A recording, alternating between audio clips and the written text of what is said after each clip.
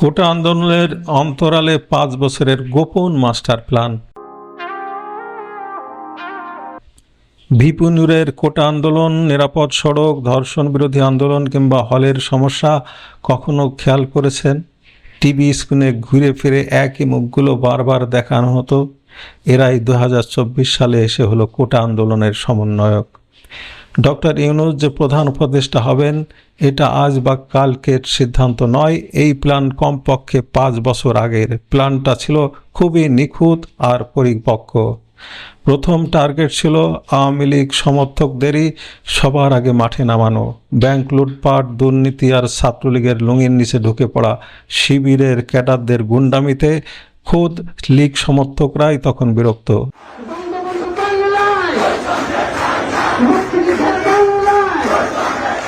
আর ঠিক সেই সুযোগটাই নেওয়া হলো। নিরীহ কিছু ছাত্র জাতীয় পতাকা হাতে নিয়ে আমার সোনার বাংলা গাইতে গাইতে নেমে পড়ল। বঙ্গবন্ধুর বাংলায় বৈষম্যের ঠাঁই নাই বলে কসম কেটে তারা নিজেদের মেধাবী দাবি করল। ফাঁদে পা দিল সাধারণ জনগণ। এদিকে ফ্রান্সে অলিম্পিকের উদ্বোধনীতে বসে ডক্টর ইউনূস সাহেব তার প্রতিশোধের দিন গুনছিলেন। স্ক্রিপ্ট আগে থেকেই লেখা ছিল, ওনাকে ফোন করা হবে, তিনি শুরুতে না করবেন, তারপর শর্ত দিয়ে মেনে নেবেন। বাস্তবে হলেও ঠিক তাই।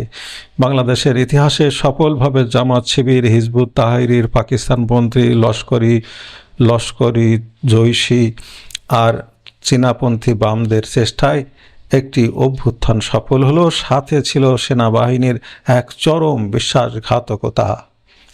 6 আগস্টের পর দেশের উদার, সেকুলার আর সাধারণ মানুষ বুঝতে পারল দেশটা ডাকাতদের হাতে পড়েছে। 71-এর পরাজিত শক্তি ক্ষমতা দখল করেছে, আর তাদের সবচেয়ে বড় অস্ত্র মুক্তিযুদ্ধের ইতিহাস মুছে ফেলা। খেয়াল করুন কিভাবে সুকৌশলে শব্দগুলো বদলে দেয়া হলো। মুক্তিযোদ্ধা হয়ে গেল জুলাই যোদ্ধা, স্বাধীনতা হলো আজাদি। মুক্তিযুদ্ধের শহীদ পরিবার জুলাই শহীদ পরিবার হয়ে গেল। মুক্তিযুদ্ধ জাদুঘর হয়ে গেল জুলাই জাদুঘর। আর রাজাকার আর আলবদররা পেয়ে গেল নতুন নাম, ফ্যাসিস্ট।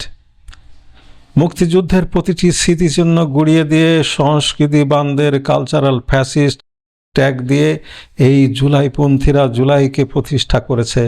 পরিষ্কার শুনে রাখুন, যারা জুলাইপন্থী তারা বাংলাদেশের স্বাধীনতা বিরোধী, তারা সাম্প্রদায়িক এবং প্রো পাকিস্তানপন্থী।